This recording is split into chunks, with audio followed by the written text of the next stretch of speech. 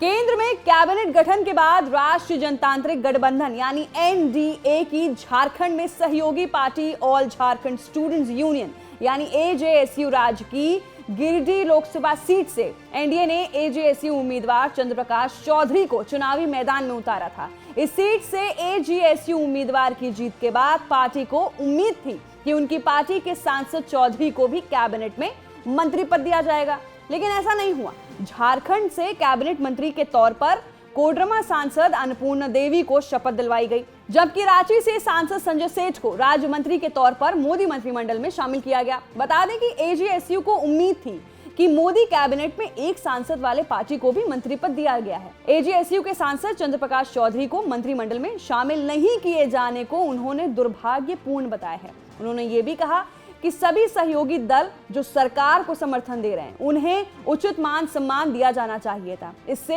एजेएसयू कार्यकर्ता और समर्थकों को निराशा हुई है और पार्टी इस मुद्दे पर विचार विमर्श करेगी।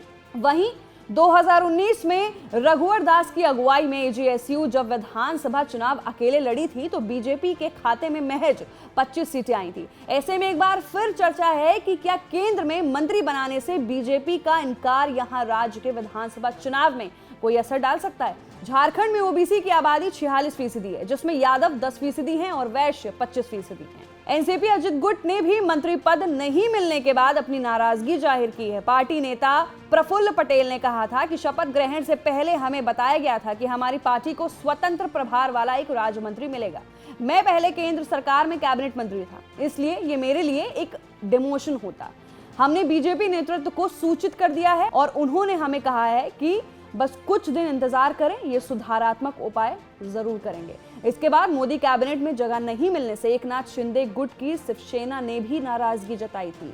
पार्टी के चीफ व्हिप श्रीरंग बारने ने कहा, जहां चिराग पासवान, जीतन राम मांझी और एचडी कुमार स्वामी की पार्टी को कम सीट मिलने के बाद भी कैबिनेट मंत्री बनाया गया है, वहीं उनकी पार्टी के 7 सांसद होने के बावजूद सिर्फ स्वतंत्र प्रभार के साथ राज्य मंत्री का ही पद दिया गया। तो ये फिलहाल के लिए ओथ सेरेमनी को लेके बड़ा अपडेट है, जहां मोदी मंत्रिमंडल में कुछ मंत्रियों को जगह नहीं मिल पाई मंत्री पद पर, तो उन्होंने नाराजगी जाहिर की है। फिलहाल के लिए इतना ही। आप क्या सोचते हैं नीचे दिए गए कमेंट बॉक्स में अपनी राय जरूर दें और मैं थी आपके साथ वंशिका सिंह। देखते रहिए एबीपी लाइव।